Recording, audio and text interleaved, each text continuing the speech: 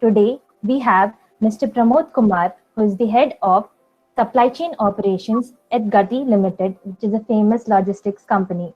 He is bestowed with the unique role of head e-commerce and ground operations at B2B level in Gati with a worthy experience of 9 years. He holds a PG degree in operations and supply chain management in NITI, which is a esteemed institution. His ability and efforts to strive for excellence have won him accolades, excellent ratings, and promotions, which help the business to scale new heights. He has also been donning various leadership roles with Gati and plays a key role in the strategic decision making of the company. Thank you, sir, for accepting our invitation and being amongst us. Thank you. So my question is as many new players are also coming in into e-commerce sector, and the hyperlocal delivery system is what everyone is focusing on. So what would be your opinion on this? Unorganized logistics space, there is other which is organized one. Okay, in organized one, we have express distribution companies like Gati, Blue Dart, TCI, Delivery, Ecom Express, etc., etc. But our share of business is like 10% of the overall logistics spend of the country. Okay, still 90% is unorganized. In that 90%, there is very good and the big market, which is the one which you talked about, which is hyperlocal. Okay, hyperlocal could be in hyperlocals business is also that can be seen in two ways.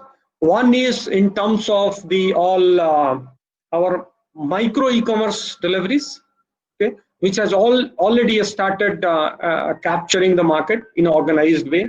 But the hyper local, especially the secondary distribution for FMCG companies. Let's say if I have the one CNF agent here in Bangalore or Hyderabad, he has hired 4 or 5 local people and local Tata people. They are going all around the city and delivering it. Okay, for that CNF agent, it is a fixed cost for the month.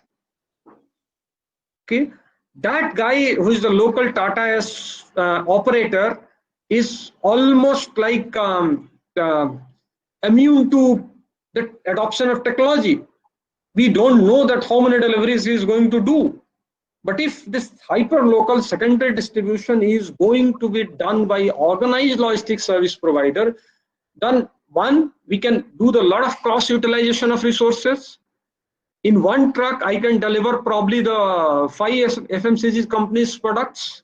Okay, I can do the route planning. I will not run the only 1 or 2 or 5 trucks in one metro. Probably I'll run the 50 trucks in one metro. From one last mile delivery centers, I could run. I could deliver in the periphery and circumference of 5 kilometer to 7 kilometer, max up to 10 kilometer, and I will not go to the 50 kilometer. Okay, this is going to help me to reduce my carbon footprint. This is going to help me to reduce my fuel cost, going to reduce my overall cost. Okay, and at the same time, if we organize and plan in a right way, then this is going to give lot of variability in terms of expansion of capacity, because logistics business is largely faced because of the seasonality in business. Number one, seasonality is huge. Second, the variability in different days of the month is also very high. End of the month will be 25-30% higher volume than the mid of the month. First week will be completely lean month. Okay, so if we have the organized approach, okay, and which is backed by a good organized service provider, then definitely this is going to go up. Hyper local is going to be the next wave of disruption. So I'm first year student. Sir, you mentioned that the B2B is going to be totally about e-commerce, right? So, sir, usually I have observed that in these retail Kirana stores, the people they own the Kirana stores, they usually build up a connection with their distributors, and they build up the trust, and sometimes I've seen that they get the inventories, they buy the inventories in credit.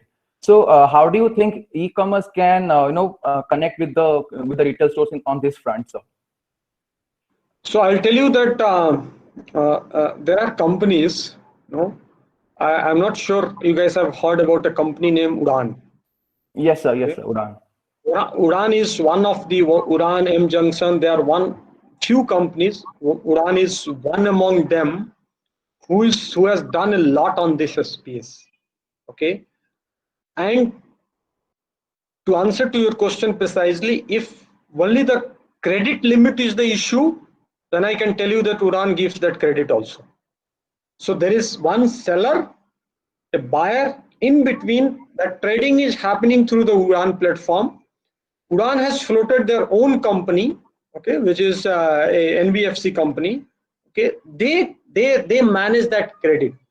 If seller is ready to give that credit, well and good. If seller is not ready to give that credit, Udaan will manage it.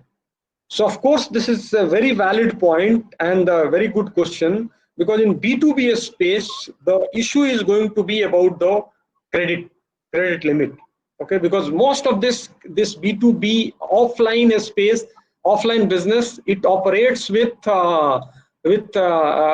article of faith, article of trust, mutual trust, that they actually have it, and that trust will be kind of not any official. It is a mutual trust between two people, two parties, one retailer, other you have it seller or distributor, and they will have the understanding of 15 days, 20 days, 30 days, and that is how they manage. But there are companies who are giving that credit, and definitely this is a problem, and there has to be solution for it, so as to business to move up. Otherwise, B2B business will not survive. Good question. Thank you. Thank you so much, sir. The answer to my question. I still feel the time is not enough to take up whatever Pramod could give us for us. So thank you very much, Pramod, and please reserve some time for us. And wish you all best of luck for all the new joiners and your first year students. And I also look forward to see you sometime.